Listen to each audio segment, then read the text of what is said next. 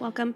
Welcome, everyone. Happy Sunday from Sunday, but it's really Wednesday, It's Wednesday in your now. ears. Yeah. This is Can I Just Say One Thing podcast. Yes. That's Demi. That's Jess. And we just, we've had a good weekend. We've had a really great weekend. I've seen Demi every day. Yay! There's so many great things about that. But There we is. still needed 30 minutes to catch up today. I know. We needed a quick recap. Just a quick recap. Yesterday we celebrated our friend Amy's birthday. Happy birth month. Yeah. Well, no, it was in April, I guess. Well, but it's at the end of April, so like it has You to look go so into. pretty right now. Yeah. I like the Wow. off the shoulder. Oh, thanks. Killing Oh, it. I also this morning I went out to read our book, Stay Sexy and Don't Get Murdered, Ugh. by Karen and Georgia from My Favorite Murder. And I was out there reading in the sun, and I just I had like a shirt. it way down. Yeah, I pulled it down and Get that just got tan. the sun. Yes. Yeah. So it's the glow from the sun. Glowy. Okay. Yeah. Well, so I guess now I don't know. Do we find another show to recap before? Or do we just jump into the book? Right? Yeah, mean- there's no Game of Thrones anymore. I know. I'm so Stop. sorry. Next week though is Big Little Lies. Okay, we have Although- a show. We've although- got it. Although for like the last week I keep telling Demi It's today. it's today. It's not It's today. not And she today. had to keep breaking my heart. I know. So sorry. all the time. We have been drinking all weekend, so now we're drinking water. Water. Let's Replenishing. hydrate. Yeah, sorry. Not sorry. Not sorry I at already all. had a margarita this morning, but it's fine. Oh, The aloe margarita from Zocalo. yes. so Zocalo good. has I the best know. brunch. I know. Honestly, I I know. don't typically like anything else there. Like that's not brunch besides their happy hour. 'cause Well, it's we the best. thought it was happy hour because, okay, from 3 to 6. yes. Yeah. But it's You're like, all day on Saturday. Oh, it Right? is? No, I don't think so. I No? think it's just 3 to 6. Oh. Is that when we went last week? Or a Yeah, couple we went weeks at 4. Mhm. ago? Oh, okay. Yeah. Fine.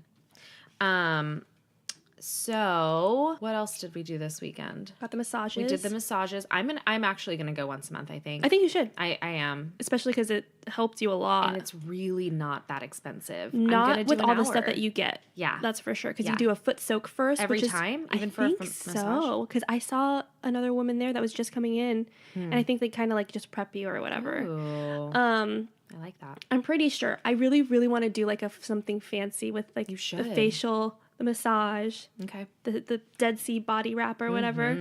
I want it all. Get it all. So, I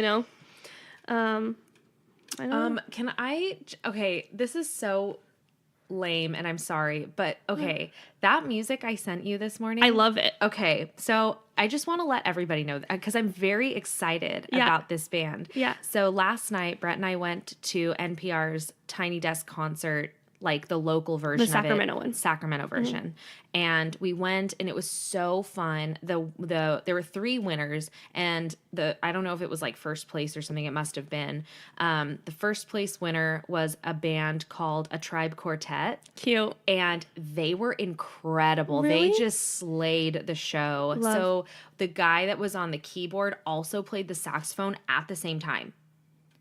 He had the saxophone in his right hand and he was playing the piano with his left hand. How can you do People 2 are things at once? Incredible. Can you imagine Nope. playing the notes for did I say saxophone? I'm sorry, the trumpet. He was playing the trumpet, not the saxophone. Both. Either doesn't way. matter. Yeah. It was amazing. It was Yeah. so fun and cool. I can't even talk and read at the same time. You know what I mean? So, yeah, that was the band. And then Brett was looking up like last year's winner. Yes. Last year's winner was a band called Hobo Johnson and the Lovemakers. They're good. Guys, you guys, I have not been this excited about music I think the last time I got this thrilled over a band, and it wasn't even a band, I guess just music in general, is SZA. Interesting. SZA blew my mind. Yeah. And I could listen to SZA forever, and I do listen to SZA forever. But Hobo Johnson and the Lovemakers, please, they're locally, listen to this. They're locally based out of Sacramento. And guess where he used to work? Oh, you didn't say what? I asked you Oh, this. you asked me? I thought you were just telling me he worked somewhere. Guess where he So worked? Chicago Fire then? No. Masulo. He worked at Masulo, and I recognize him now. That's so funny. I was like, oh my God, that's the guy. Yeah. We go there all the And time. he's so talented. So blowing my mind. just random people out in the world being talented. Never know. I know. So now it makes me really want to go support local music even more. Oh, absolutely. Because it's like, wait, so this guy's been hiding under a rock for 24 years, and now he's playing at Lollapalooza, Bonnaroo. He's touring the country. They have a whole album on Spotify. Yeah. They released that YouTube video that I sent you. They released it, and it, swear to God, it blew up overnight. They had like 4 million views in like a week or something crazy. That's awesome. I'm just obsessed with them. Yeah. I'm like on board. I'm committed. And they're kind of like rap. It's like rock a little bit, rap, but like spoken word with music is how I explained it. It reminds me of slam poetry rap. Right, exactly. That's exactly what I think of. And doesn't he look just like Miles Teller? He looks a lot like Miles Teller. So much. And he kind of sounds like him too. Yeah. But yeah. you guys, this band has me freaking jazzed. I am love like, that. I'm stoked on them. So check them out. Maybe, I don't know if we can post maybe a clip or something. Probably just like a little clip. I mean, yeah, I'm sure they why would. wouldn't we be able to? We I'm can sure do that. they would love for them to be in any way talked about. Okay, then let's post about them, and we'll post that song "Peach Scones" because it's hilarious. So they, hilarious. They also performed on the real Tiny Desk concert, and like NPR Washington D.C. Yes, Yeah. And the person who puts on Tiny Desk is a guy named Bob. And Bob made them scones, peach scones. That's the cutest thing I've ever heard. I know. So Brett and I we got home and I was like, I only want to watch them. So we did. love We laid in that. bed all night and just watched everything we could find about them. That's so cute. I'm Yeah, he was telling you. jazzed about it too. I talked to him about it Right now? Yeah, when I Both walked of us, in. we're like planning our week. I'm like, is it Friday yet? Oh, because they're performing at Cesar Chavez Park this Friday, for free. June. I don't Math is hard. 3, Days 4, are 5, 6, everything. 7? Is it the 7th? June Yes, 7th because or 6th, because maybe. because 9th is when Lizzo comes into town. So Oh my god. Oh my god, we're seeing real quick. Okay. Well, I might just crash your guys' Friday thing. Please. And then make Shiloh go. But also last night, like after because you went to the Tiny Desk concert, Yeah. and I was hanging out with our friend Amy, and then our new friend Bree. Yeah, she cracks up. She's literally me Bree and is Debbie. like actually the funniest person. She truly. I think if you could take bits of personality from If you both of cut us us in half and smashed us together, it would be Brie. Yeah, truly. Yeah, And be held together with Brie. Yeah. Cheese. obviously Brie cheese. It's one of the best cheeses. Best cheese. And so I put on Lizzo outside of my house. So on the sidewalk, Dance all party. three of us were dancing. Earth Reavers. Three of us were dancing, and I was twerking my heart out. Like Yes. so much twerking. Oh, I was Lizzo like, is gonna appreciate you so much. I'm practicing.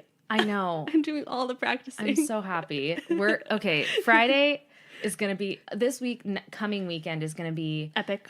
Music Central. Truly. Can't wait. Uh-huh. Guys, please check out Hobo Johnson and the Lovemakers. They're just really making my life right now. Good. I know. Yay. I know. I like that you're so jazzed. I feel am like this. very I jazzed. feel this upbeat energy coming from you, and I'm We just like, both yes, even yes. woke up and I was like, I need to learn more about him. I love We that. watched like random YouTube videos. love Oh, that. we were freaks. But anyway. No, that's not freaky. I got Should I freaky do it? deaky. It's not even Freaky Friday. Oh. Ooh, it will be Freaky Friday. It will be Freaky Friday. Yay. Okay, let's get into the book. Sweet. Let's talk about some Moida. Actually, we don't, but There's talked potential about our- murder. yeah. Okay, so first of all, let's talk about how I instantly started crying First paragraph? from the dedication. Yeah. Well, before the dedication is the what is it called? Like who the books are for. Like dedicated to. So Yeah. Karen dedicates the book to her niece Nora Grace. Georgia dedicates it to her therapist who passed away. And then the book, it says, this book is dedicated to all the murderinos out there. We wouldn't be here if it weren't for you. Thank you. And can I just say also, I went on the fan page forum about there's a forum and it's called What Are You Excited About Listening to, Reading, Watching? And so obviously someone started a forum for this book. For the book. And it's, very, very popular right now. And one of the girls said, or guys, I don't know actually, a fan, Murderino, said, in some weird way, I am very proud of myself for this book. I feel Aw. like we're such a community, and I feel like I was a part of writing this book, even though like our girls, Georgia and Karen, killed this. Right. And Right. I just feel really proud of them. Yeah. Even though they're like older than us or whatever. Yeah. But I just feel proud. And that is exactly how I feel. I Mm-hmm. was like, in some way, like, I'm somehow a part of this. Yeah.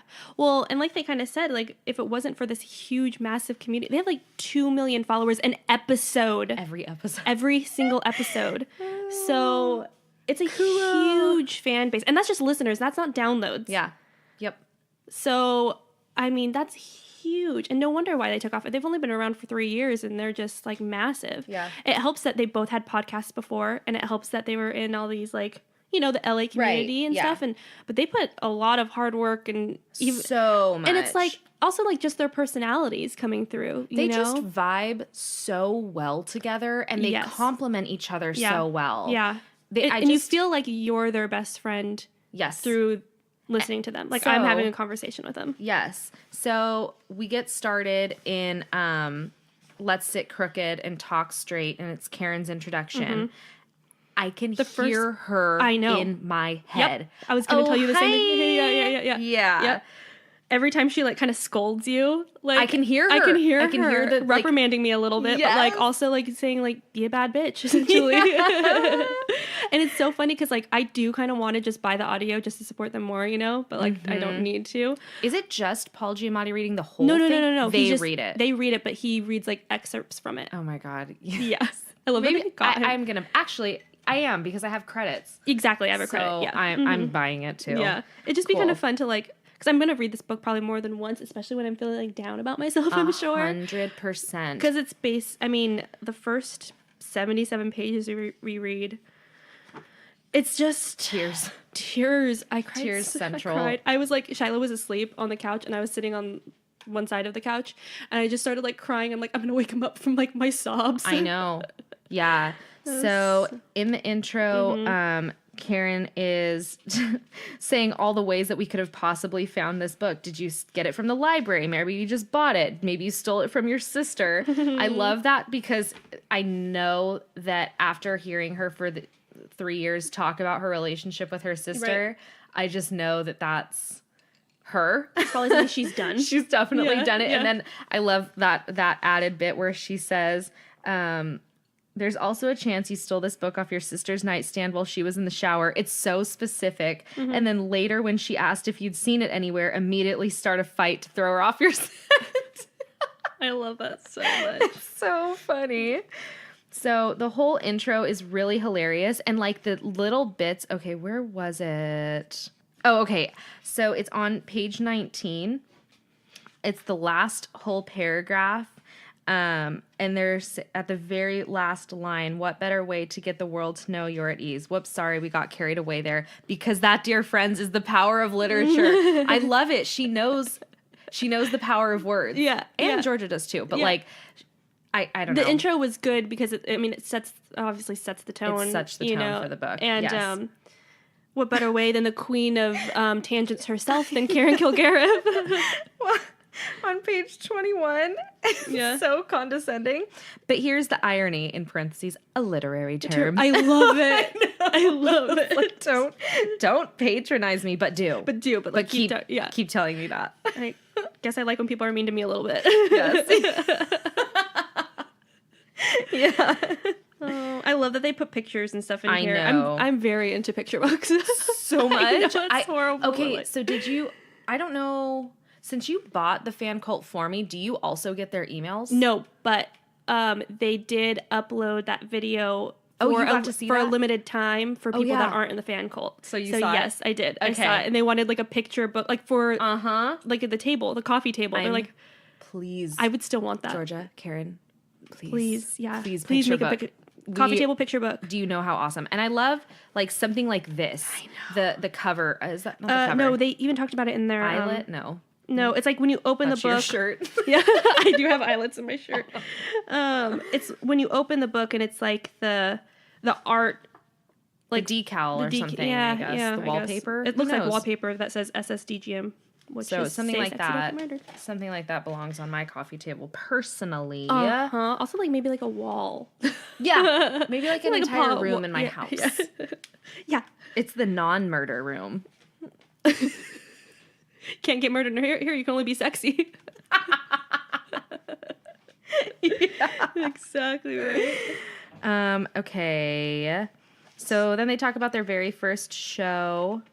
And Yep. This is still in the intro. And I loved that experience because they're just saying how they told the entire audience, come out, meet us after the show. And like 600 people. Yeah. I'm sorry. Hello.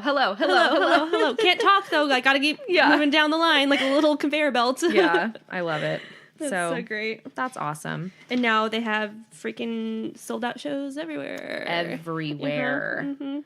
And then I love the fan art throughout. Love Did it. I already say that? I might have already said that because in the first Not one, the fan art. No, we didn't. the Sit Crooked and Talk Straight art, this one, Megan Laura, thanks. Yeah. So cute. And I love that Karen's drinking Diet Coke. Did you see Yes, I did. I totally saw that? Okay. So then we go to chapter Chapter one. one. It's Fuck Politeness, which, yes. It is like they talk about this in these chapters how like that's one of their that is their favorite term that they've ever like come up with together. And it's one of mine too. Like I love it. Besides Stay Sexy, Don't Get Murdered, because obviously it kind of started the whole thing. Yeah.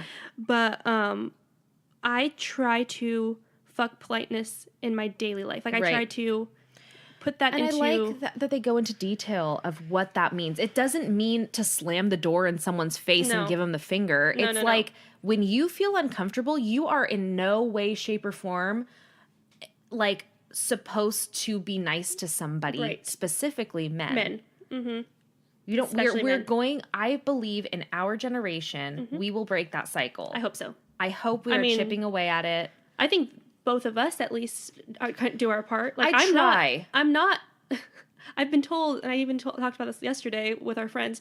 I've been told multiple times, but that I'm very unapproachable by men. Like Oh, good. Like men cannot. Yeah, but good actually, because I don't need to talk to guys. I don't. Yeah. Like not by like women. Like I want to talk to all women all the time.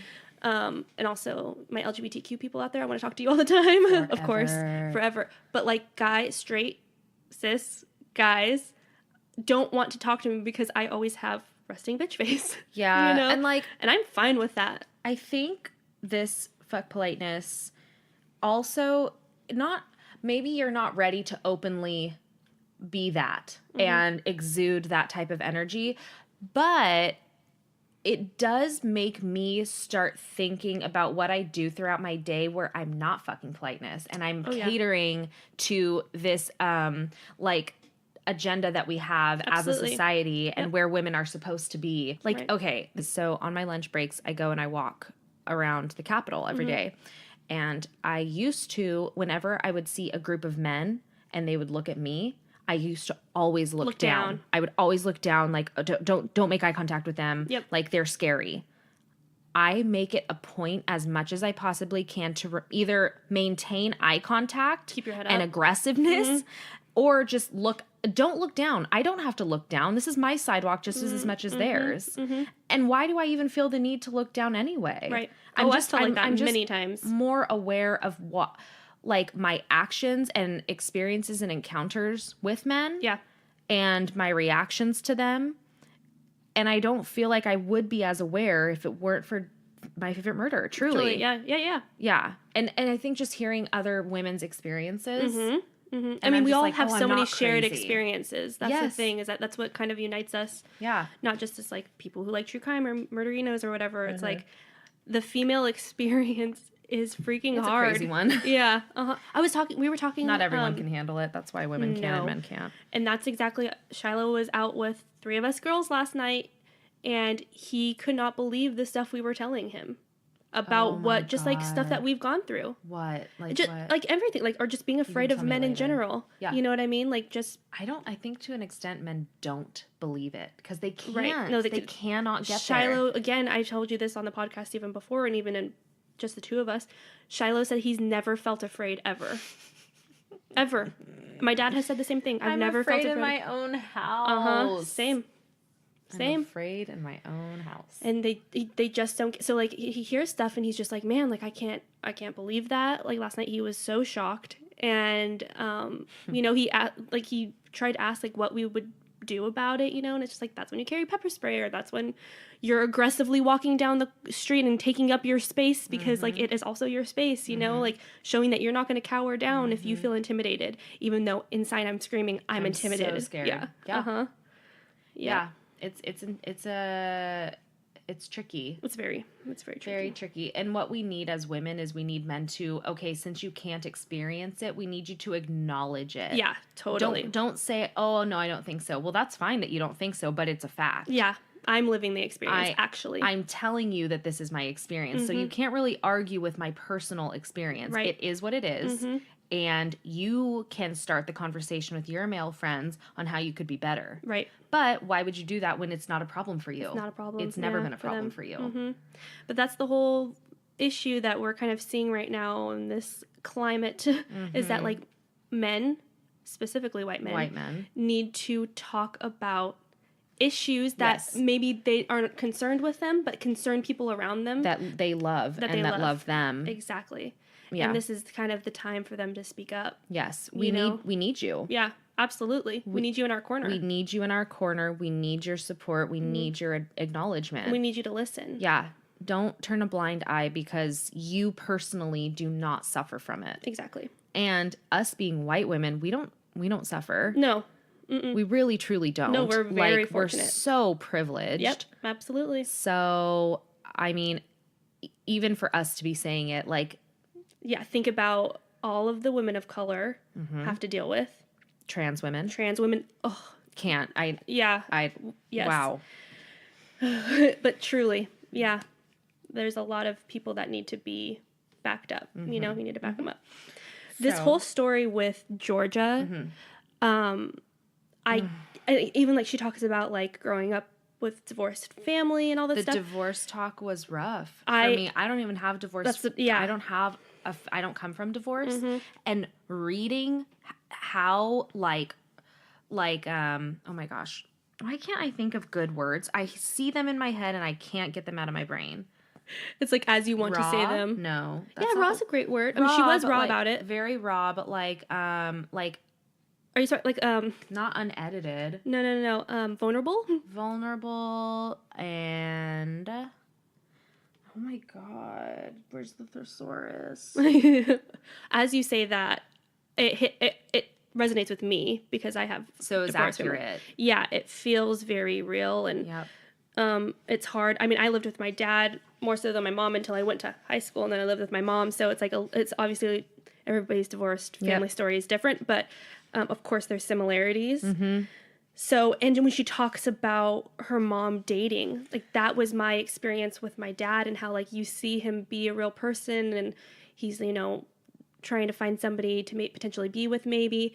And not just, sorry, Dad, you already know all of this too, but like some of his girlfriends were horrible and they were horrible to me. And he knew that. And then that's why he broke up with him. Right. You know what I mean? Like there was. So at least he acknowledged it and put you first. Yeah, absolutely. Because a lot of parents do and not. A lot of the women were crazy because it's just like, you're not sure what type of person you're looking for because you've been married for so long, you know? So it's like this whole new game.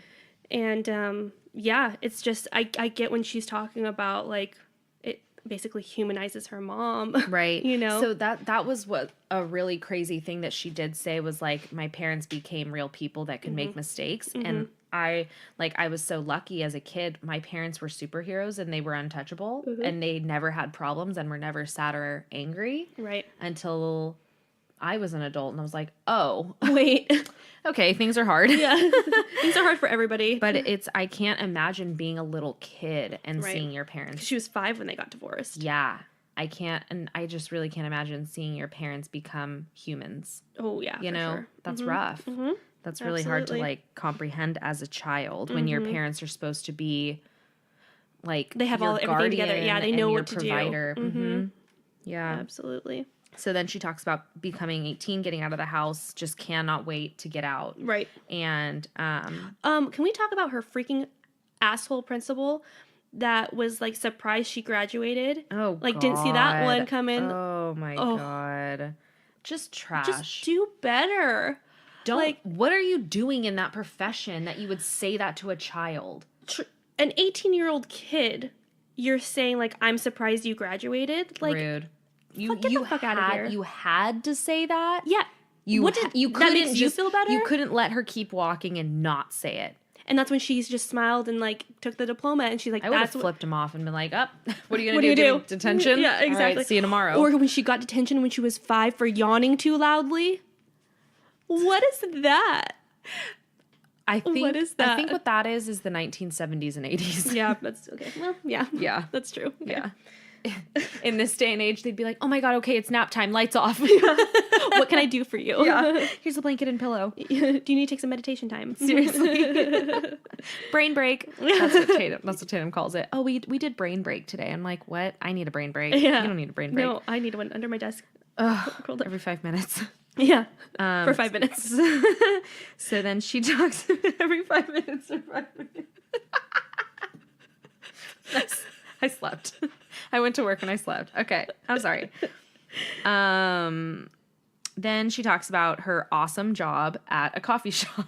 No, like a diner. I know. Some shitty diner. Yeah. She was a server, and she had these regulars, and very, very insecure. Yeah, she's 19. And in LA, like, what a terrible combination. 18 in LA. Like, questioning, and she grew up there, so it's like you're seeing beautiful people everywhere, you're seeing people succeed, the and standards fail. Can't talk. Fail. Favors. Party favors. Yes. Which I'm sure she took a lot of. Oh my God. Can we backtrack to when she said, at 8 years old, I was alarmingly skinny. The kids at school called me the Ethiopian. That's so racist. That is... Kids are horrible. Kids. What did she say? Hurtful and culturally insensitive at the same time. Kids are so clever. I was just like, I don't think I knew the word Ethiopian at 8 years old. I definitely didn't. No. Let alone to apply it in a, like, alarmingly accurate way. And also, like, just to be a dick like that. You know what I mean? Like, just to, like... Kids are mean. Kids are so mean. Are so I mean, they're only doing it to be hurtful. I don't get don't get it. Anyway, so she's working at this diner with these regulars, and this one guy that she sees all the time, she says he's really nice and he seems to get along with everybody there. He comes in, it sounds like every day, and orders the same thing, or at least a few times a week, because she knows him by his order. And he's a photographer and has like this portfolio that he brings with him to the diner. Like, why would you bring that to the diner that early in the, like, what? No. And so he offers to take Georgia's picture, and Georgia's like, yeah, like, why not? So the fact dumb. that, and it's just, she said it perfectly towards the end. So she does end up going with him. She feels like there's red flags everywhere. Like, I think as soon as she gets in the car, she's like, oops. Shouldn't do this. Oops. Shouldn't be doing this. I gotta get out. Yeah, and but doesn't. Because she doesn't want to feel like she's being impolite. Right. But then, so before she goes into, like, all these, like, red flag details, she talks about her not fitting into the cookie cutter image of, like, preppy pretty girl. Right, exactly. So she goes complete opposite grunge metal punk. She's a riot girl is the term. Riot girl. I know. Yes. I remember that. Reading too. all the zines and going to Koo's Cafe. And also, like, listening to slam poetry. Yes. Learning about feminism. That's when she starts, and she's, like, looking for love in all the wrong places, essentially, and, like, validation in in her appearance. And then she goes to that cafe, and she sees a woman that's talking about female empowerment and learns that feminism is not a bad word. I mean, I have a t-shirt that says that, actually. I think we've all experienced that. Totally. Oh, absolutely. It's used as, like, a derogatory word sometimes, especially when you're younger and you don't really know. So you're like, I don't want to do that. Yeah. What do you mean? I'm not a feminist. I believe men and women, you mean, like, I don't know. I don't know. You know, it's just like this whole roundabout thing where you're like, oh, women aren't better. I mean, totally. That's not the point of it. Right. Yeah. And so then she learns about feminism, but then that's great to learn about it, and then applying it is the next hard part. Oh, of course it is. So I think that's what circles back to she does apply it, and then she says that she kind of just, when this happens, she feels like she's put into the situation where, it just falls through. Yeah. All these decisions that she's making are, you're like, wait, I'm not doing this right, girl. Feminist steps, I guess you could say. Yeah. I'm doing things that I know that there's a red flag, but I feel like I need to follow through because I agreed and I did all this stuff. I said I would, so I have to. I don't want to make him mad at me. Yeah. He'll be mad at me. Especially if he's a bigger 50-something-ish guy. And maybe you don't even think, like, he could hurt me. You just are like, but I don't want to hurt his feelings. Oh, of course. I've thought that many. I still have that. Fuck your feelings, man. I still have those thoughts, though. You know what I mean? Yeah. So, then it says Lawrence and I met at the cafe, and then she gets in his car alone, and then she says, hello, red flag number 2. Thank you for joining us. Yeah. So then they start winding up the hill, or winding up... he wants to take her into the Santa Monica Mountains. To take pictures so that the coast is behind her. Dude, go to the coast. Yeah, truly. Why do you need to go up into the mountains? Why do you want to be creepy like that, too? Because he's bad news. He's a creepy, bad news guy. I remember when she told this story on My Favorite Murder, and she was like, oh, but I'm fine. Like, obviously I'm fine. I'm here. Like, she was, like, totally deflecting. Like, it was fine. Like, I obviously didn't get murdered, you know?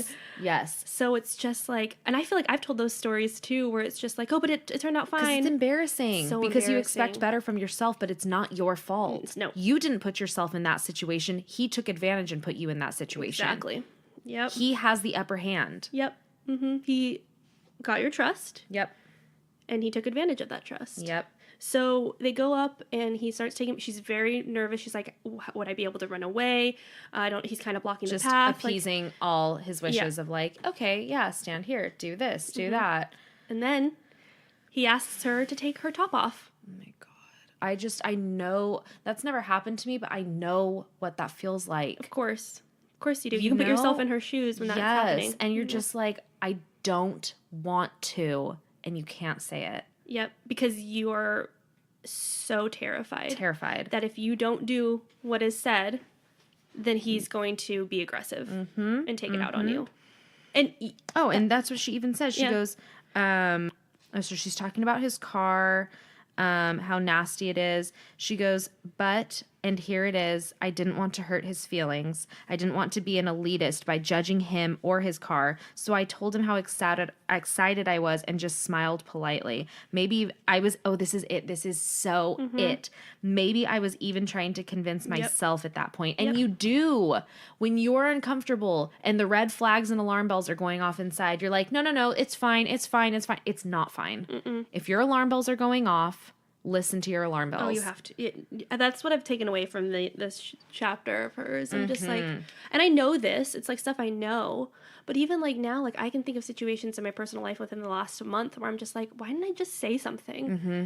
You know, because it's like easier to not be confrontational. That is my biggest excuse. It's scary to be confrontational. Yeah. But it's just like stuff like that. Like the one guy, that cat called me a couple weeks ago, and I didn't even have time to react. And I'm like, pissed. Was he driving by? Mm-hmm. Okay. Yeah, but like I said before, the one time I did react when I told the guy to fuck off, he peels around to try to chase after me, and then I have to sprint home.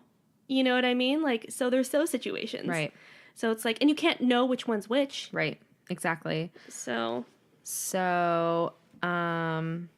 Then, and this is another thing too, is her inner monologue is saying, plus it was too late, right? I couldn't ask him to turn around, right? And then in parentheses, she says, wrong. That's politeness talking, but I couldn't see that at the time. Yeah. And that applies to all those situations. Like, you're talking yourself out of, I should just ask him to pull over and I can get out. I should just ask to leave. And it's like, no, we're already on our way. It'll be done soon. I'm just going to do this. And I'm probably like, overreacting. I'm overreacting because you've been told since you were a little girl, that you're overreacting, calm down, all those things that we're told as girls for having feelings and emotions. Yeah, heaven forbid. Yes, don't do that.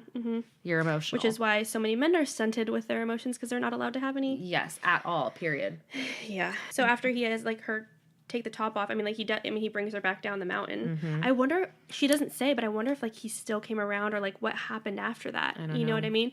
And she didn't talk about him on the podcast when she did tell the story initially about him asking for her to take the top off and stuff like that because, one, I'm sure embarrassed. But it's just so crazy how she talks about how much this affected her talking about it. And how she had to go to therapy. Yes.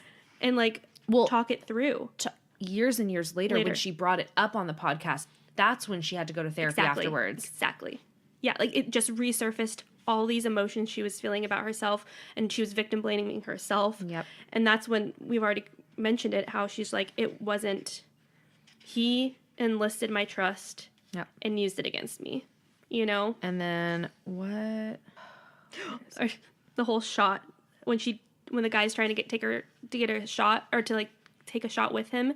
I loved it so much, and this is something I actually would do. Yeah. Oh, I would too. Yeah. I would love to do it, actually. Yes. Where this guy is peer pressuring her to take a shot with him, and she doesn't want to take one. Tells him no multiple times. Buys her a shot. Buys her a shot. Don't listen. Mm-hmm. And she looks at the guy and the friend that he's with, and takes a shot and dumps it right onto the ground, the bar top, right? Yeah. I love it so much. Cool. That is so cool. Yeah. So then at the very end, when she is talking about her therapist and having this discussion, where is it? Oh, a couple months after I talked to Karen about the whole thing, I finally brought it up with my therapist because I was having such a hard time convincing myself that I wasn't a stupid idiot for going with Lawrence. I felt that I had no right to be mad at him or consider myself a victim in this situation because so much worse had happened to the other women who had put themselves in situations like this. And then my therapist asked me if I truly didn't feel there was any blame to be laid on the victims that I had been telling her about. Linda Sobeck or Janice Ott or Judy Ann Dull after a moment of contemplation and introspection, because if I'm going to be problematically honest with anyone, it's my therapist. I told her the truth. I know that none of those women were to blame in any way for what was done to them. Mm-hmm. Yep. So you have to apply that to yourself. Yeah. You deserve that forgiveness too from yourself. Yeah, and obviously you didn't end up murdered. Right. But like you did luck out in the situation because he didn't take it any farther when he could have, Easily could have. Unfortunately. But you're no different than them. You know, it's up to both people to be good people. Yeah. You know what I mean? That's a good one. Oh, thanks. Good job. I like that. You want to write a book?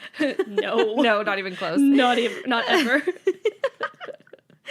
So then at towards the end of it, she says, so here's the takeaway. Fuck politeness. Fuck it to whatever degree you think is most appropriate to the severity of the situation. Mm-hmm. So that's what we're talking about. We're not saying be openly rude. Right. And that's what they're saying in this too. Exactly. They're like, don't be openly rude. To be, but yeah, but you don't have to be a nice person to the detriment of yourself. Exactly. You know? Oh, so great. Love it.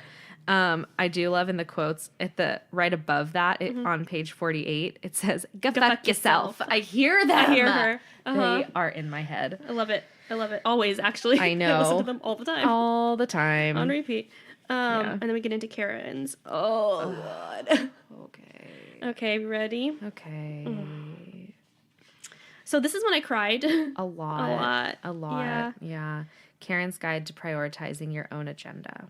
She talks about her mother, Patricia Kilgariff, and her relationship with her mother, how her grandma had dementia, and it was a disease that ran in the family. And then she started talking about like how people who knew about her mom's condition and would say, how are you? How's it going? I'm fine. It's fine. We're fine. Yeah. There's some good days and bad days. We're getting through it. And it's like, no, my life is on fire constantly. And I'm drowning at the same time. Yeah. Mm-hmm. And her Jaws metaphor. I know. So we'll talk about the Jaws metaphor. I just have to say really quickly, the friend that came in afterward, and he's like, that's exactly what it feels like. And they just both start laughing. Cracking up. Made me cry because I'm like, I can see the situation where it is the worst thing that you have to say. And yet it's so funny because it's just it's like, life. That's life. And it's just your life. And it's just like, if you don't laugh sometimes, even when it's at its saddest point, you can't get through it. You have to find like a silver lining or something like that, because There's literally no other way. And I love that she uses a Jaws metaphor because Karen is like so into movies and, you know, the industry, I guess, the film industry. So it's just. I did love that part too. I think I was crying before then and during then and after then. Yeah. Did you want to read that part about Jaws? We should, because it's a really awesome metaphor. Mm-hmm. So she said, I told my friend this. Having a parent with Alzheimer's is like living inside a horror movie that's playing out in real time. It's as horrifying and awful as it is tedious and mundane. It'd be like if you live in the movie Jaws. You're happily swimming in the ocean and then everyone starts screaming shark. You start to panic, but then someone else yells there's shark 20 miles away. So you calm down a little bit. But then there's a third person getting on the bullhorn and saying you're not allowed to get out of the water ever again. So you start panicking and flailing and fighting and yelling for help. You scream about how unfair it is. You have to be out of the ocean with this killer shark alone when all those other people get up to be on the beach. You scream until your voice is hoarse, but no one responds. You're finally starting to accept that it's your fate. But then you start thinking everything that touches you is the shark. You can't calm down because you can't stop reacting to the things that aren't there. You grab wildly at anything that looks like a weapon, but every time it turns out to be seaweed. Boats go by filled with happy families enjoying the sun. You hate them all so much it makes you feel sick. Then you get really tired and you cry so hard you think your head will burst. And then finally you gather all your strength and turn to look at the shark. Now it's 19.8 miles away. It's the slowest shark in history. But you know it's coming right at you. And after 5 years in the water, you start rooting for the fucking shark. It's so crazy. I want to cry. I know. Yeah. Okay. And this is when you start laughing because it's like you're crying, but like as I'm crying, I know. Same. It's just my mom doesn't have Alzheimer's, but I relate to that feeling. You know what's really crazy is that like I obviously have a mom too, but I thought of you and your mom. Well, because like Karen and her mom are like best friends, and you and your mom are best friends, so that's why I'm just like I will not exist anymore. Just so you know, like I know. I will disappear. Yeah, I believe that. Part of me will disappear. You know? Yeah, and I think that's kind of what happens. You know. Yeah. But her mom only died in 2016, which is insane. The chicken thing really is hilarious. I love it. This better not be a fucking chicken. Demi's talking about when... Oh, yeah. I should elaborate, I guess, since people are listening. Karen's mom said at one point that she liked chickens. In her life. I like chickens, and then her life is chickens. I mean, like, I say that about hedgehogs, but I do love when I get hedgehogs literally every time. Like, I want to buy all things and get all things hedgehogs. Yeah. But my sister was in a sorority, Chi Omega, and their, like, mascot? Was it chicken? No, it was an owl. Oh. So, like, she has a little baby owl tattoo that she got with some of her sorority sisters that looks like the one because she said that she liked owls. So many gifts.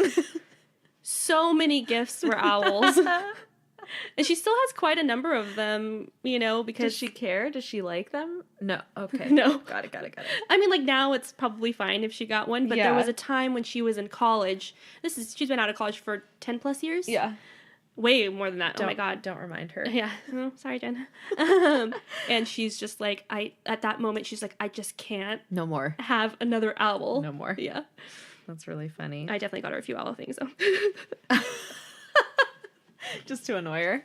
Well, at the time, I was like, oh, yeah, this is cute. Oh my God. I have no money, but look, I'm going to think of my sister and get her this owl thing, you know? And it's like, thanks. I'm going to toss it. Cool. One of my other favorite things that Karen says is that she has gifts of her mom replaying in her head. I love it. Yeah. And it's like, I definitely have that stuff too. And like, you do? Oh yeah. Oh, that's so cute. Of like everybody. Like when I think of someone, I go back to a moment of them. That's cute. Yeah. Interesting. I don't think I do that. Like a look or a smile or like a laugh or a sound or something. Like that's how I think of someone. That's interesting. I don't think I do that. What do you think of?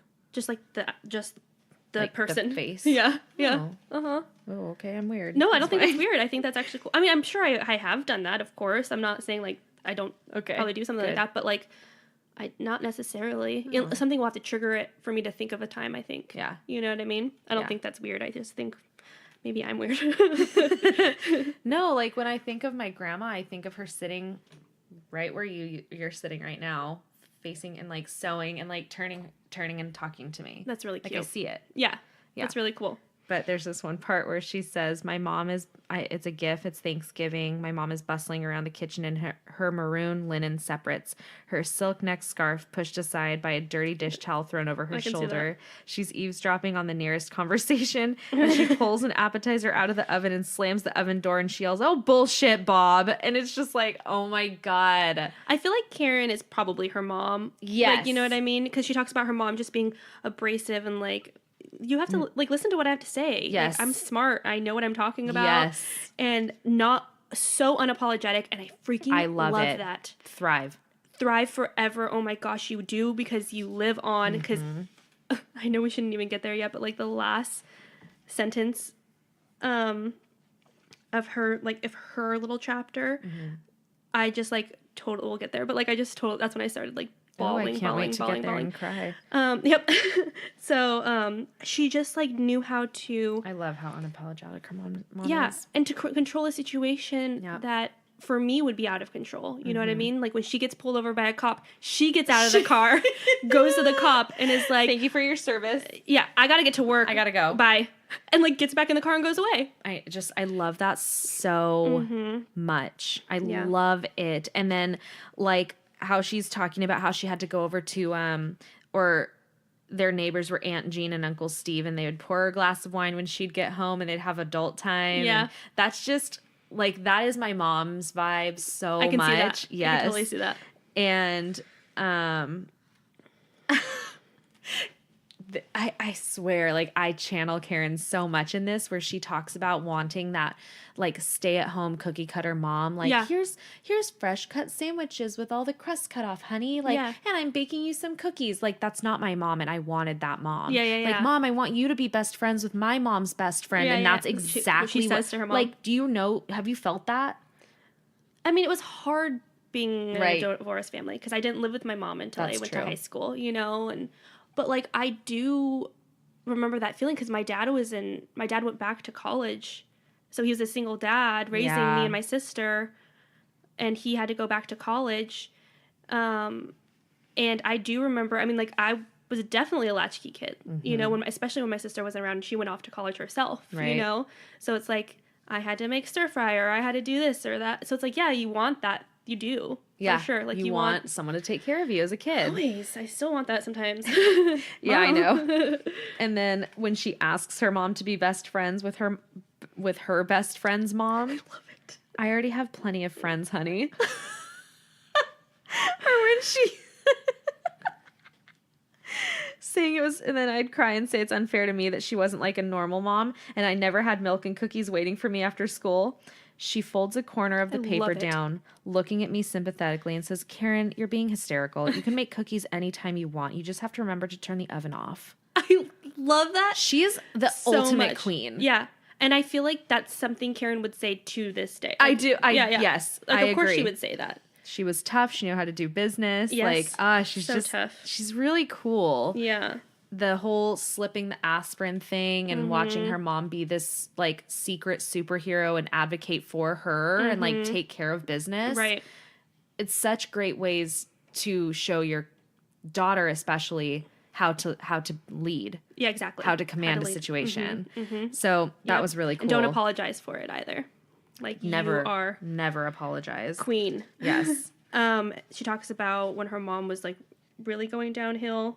Yeah. And doesn't remember them, and how her and her sister would say Swiss cheese to each other because her mom basically had a brain with holes in it, and she would forget who they were. And one time she said, like, I never wanted kids. Yeah. Of course didn't mean it because you're in this, she's a different person. She's not even the mom that they knew. Yep. And how one time Karen completely loses it with her mom because she's watching her mom by herself for like 5 hours, which is, I'm sure, like she says, it felt like a year. It's a lot. It's a lot with somebody with Alzheimer's, I'm sure. And she finally loses it on her mom. And she's crying to her sister about it, and she's like, that happened to me not that long ago. And she's like, and for what, like a brief moment, mom came back. Nope. I can't. Okay, I can do it. Hold on, let me take a sip of water. Okay. Moms are hard. It's hard to talk about moms. I can do it though. Hold on. For a brief moment, their mom came back and said, "You know I love you girls, right?" Well, essentially, I'm paraphrasing now because I probably can't read the quote without crying. So, then that's the thing I wanted to... She's okay. I can do it. "You do know how much I loved both of you, don't you?" And that's how great our mom was, is what Karen says. That her sister said. And so the last thing that made me like totally break down too was when Karen's like, you know, fuck politeness, live life exactly how you want to live it so you can love the life you make for yourself. Make Pat proud, which is her mom. I can't. I know. I can't either. Yeah. I just want to make Pat proud. Are you making Pat proud? Not right now. I'm a mess. No, she would be fine with you crying, I think. She told me to calm down. Yeah, you're being hysterical. Make your own damn cookies. Just don't forget to turn them. It's good. Okay. Thanks, Karen, for that. Thanks so much. For the tears. Yeah. Oh, man. Okay. Okay. Kind of nearing the end-ish of what we were reading. Sweet Baby Angels. Yes. Sweet Baby Angels is something that... Angles. Yeah. Where is it? In the beginning, I think. No, it was like one part where well, there was one part where Georgia was talking about Sweet Baby Angels, and then she put an asterisk at the bottom of the page. Was that in the beginning? Yeah, I thought it was. Wasn't it? Oh, good. I'm glad I wasted like 20 minutes looking for that then. So that's something that Georgia started saying. Yeah. Like when a long time ago. Like from the beginning. Yeah. Of the podcast, and it mostly pertained to, she like puts little bullets, an innocent who doesn't deserve the bad thing that happened to them, and that's kind of what I associate it with too. Yes, totally. But then she just talks about, you know, other people that can also fall under this. I love the first one where it's like a person who doesn't expect bad things to happen to them. They aren't on the lookout for red flags, and they never think they might get murdered. This is not me at all, by the way. No, who are these people? Yeah, they don't read or watch true crime. They aren't preoccupied with morbid things. They are probably young, innocent, and happy to help strangers with groceries. They act in a way that people should act in the ideal world. Then when a sweet baby angel starts to learn things about violence and cruelty, they become a murderino. I mean, yeah, when I started watching the shows I watched as a young kid, I was like, oh. Wait a minute. People are bad out there. People have ulterior motives. Yeah, interesting. Never knew. And then we talk about Karen's self-care. Love it. This part made me laugh so hard when she's talking about like her in the movie scene and like turning the chair backwards. I was just like, I was see all of it happening. I was like laughing out loud as I was reading out. Yeah, and Brett was reading a book too. He's like, "What is so funny?" I'm like, "You won't get it. Won't get just, it. Like, you just won't. Yeah, don't worry. Yeah, just know that it's funny to me. It's really good. I'm really enjoying it." The Q Gangsta's Paradise is like kick my chair over. Oh my god, it's just love so it. good. And I even played the song in my head. I was like, yeah. Gangsta's Paradise.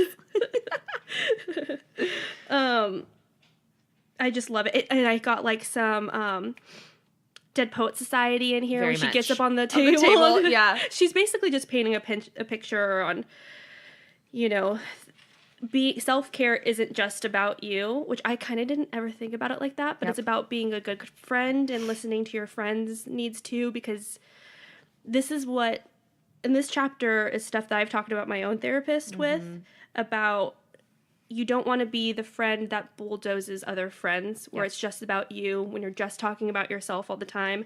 You want to be there for people as well, just because you want that reciprocation, because it can completely mess friendships up. Totally. You know? Like, it's hard. Like, I've definitely lost friends because there just was selfish actions involved all the time. Yeah. You know what I mean? Yep. She's just really, like... raw, I guess. What no, is it's the freaking word? No, it's more like she's just very... In this, it is her lecturing us a little bit, But from firsthand experience. Exactly. Like, hey, it's not I did this shitty thing to somebody and somebody called me out. Yes. And then I realized, oh my gosh, I'm being a bitch. Yes. You know? Yeah. And not even that you're being a bitch, but you're so self-involved. You're so self-involved and directing this energy and this complaint and this like drama to the wrong person. And says, I avoided therapy for years and years. I waited until my life was total shit and then I waited 4 more months. Like that's denial, and that's saying like, I don't need therapy. Nothing's wrong with me. Yeah. I don't have mental problems. Like nothing is wrong. And it's like, well, your friends aren't experts and your friends actually don't really care, like to an extent. Of course, because they care about you. They care about you, but they don't. Stop rambling. You're saying the same thing over and over and friends get bored. Yeah. You have to stop. Yep. Exactly. This was a good little chapter. And also like put it into perspective too. You know, like I hope that I can remember this if I'm talking too much about, you know what I mean? I mean, I still do it way too much. I definitely don't think you do. But thanks. But thanks. When they're talking about the 5 clutch friends, I mean, or you could follow my lead and have 2. 5 is a lot. When she said that, I was like, oh my God. I feel like I have more than stressful. 5. I have friends. Yeah. I don't have clutch friends. There's like, okay, maybe I do have 5. I think you probably have 5. Okay, thanks. Yeah. I'm like, I can You're count. 1, 2, and 3. I can count 5 for you like right now. Okay. Mom. Oh. Don't go there. So then when Karen's talking about like some guy she was like uberly obsessed with. Is that this one? Yes. This one is when they're at the party. Yeah. And just like would ramble. And then her friend literally screamed at her, stop talking about him. It's not real. It's not happening. He doesn't like you. Let it go. I'm sorry to say that I am that friend. No, Demi is 100% that friend. Why are you sorry about that? Because if nobody else is really... No, it's real and true. And you have to say it because if nobody else in the room is saying it and all of them like, oh yeah, maybe it'll work out. I don't know. Because I can be that friend sometimes. Where to an extent, you totally can. To an extent. But, you know, somebody needs that person in their life where they're just like... Real. Like, just no. Like, get over it. It's not happening. My favorite part, too, was when she talks about her sister. Yeah. So she's still talking about this guy, no longer to this friend. You can relate to this. Yeah. Because sisters really can be. I mean, like, I could tell my sisters to fuck off, although I never would because I love them so much. Yeah. But if I had to, I could. Right. And they would just be like, okay. Yep. And they could do the same to me. But she's, again, talking about this guy that she's so obsessed with and how at the party, he's, like, looking for her. And she's like, oh, my God, I can't believe he was looking for me, telling her sister about it. Her sister's like... Sounds like a dork. And you're just, like, so shocked. You're just like, oh. Maybe he isn't Never thought of that before. I just thought he was great. I guess he is kind of a dork. There's an option for him to not be great? Yeah. Oh. And everybody else sees it except for me? Yeah, what a concept. Yeah. Yeah. Yeah, so that was really awesome. So then at the end of all of this, basically I think what she's saying, so she does say this, is friendship leads to human connection, which feeds your soul more than kale or spinning or 15-minute naps under your desk. Conscious communication with your clutch friends is the best form of self-care. It boosts your self-esteem. It makes you feel worthwhile. It gets your mind off your mind, which is very true. But also, if you're dealing with stuff, go to therapy. Go to someone who you are literally paying to care about you. Truly. And not only paying them to care about you, they have the resources and the knowledge and the schooling. So my favorite thing about therapy is that their eggs are not in anybody's basket. Nope. They're not really rooting for themselves in any way. They're not. They're rooting for your success, but not in a way that maybe you see. Right. Exactly. They don't give a shit if your boyfriend is the bee's knees. If you're telling him all the ways that he's not the bee's knees, she's gonna tell you straight to your face because she doesn't care. You're there to listen to her. Right. Exactly. And take say advice. Your boyfriend is not the bee's knees. Stop worshiping at this altar. Right. Move on. Right. It's so good. Yeah. Go to therapy. Absolutely. Class dismissed. That's what she says. That's what she said. That's what she said. I can't. She does list a fun list of tangible items for immediate self-care. I felt great just reading the list. Oh, me truthfully. too. Honestly, the very last one I'm going to read. Let's read through the list. I just told you self-care is about your friends, but if you're going to spend money on yourself to try and feel good, spend your money on well-made shoes, purses, and jeans, therapy, cozy socks, yes, fancy lotion to slather all over your feet at night, yes, scented candles that smell like your grandma or that piano teacher you love so much. Maybe just get one that smells like a piano. Yeah. Oh, yeah. I wonder. Good mattress, health insurance. Yes. A talented hairdresser. Yes. Hydrating face masks, one of my favorite things. Mm-hmm. Concerts and theater tickets. Yes, yes, yes. I love that. One nice piece of jewelry like a watch or a diamond-like studs. Good fruit, pedicures, a piece of art, a donation to your local grammar school to pay for school lunches. I love that. I love it. And this one, a subscription to National Geographic. Yes. I like that because it doesn't have to deal with people necessarily. It can. It can be like communities and stuff, but there's usually so many animal things in there, and there's just some sciencey stuff, and it's just, you can remove yourself. Lotion. I don't like lotion. I know you don't. You give Jess lotion, I'll take the lotion, give Jess the cozy socks. Yes, I like cozy socks. Yeah. Thank you.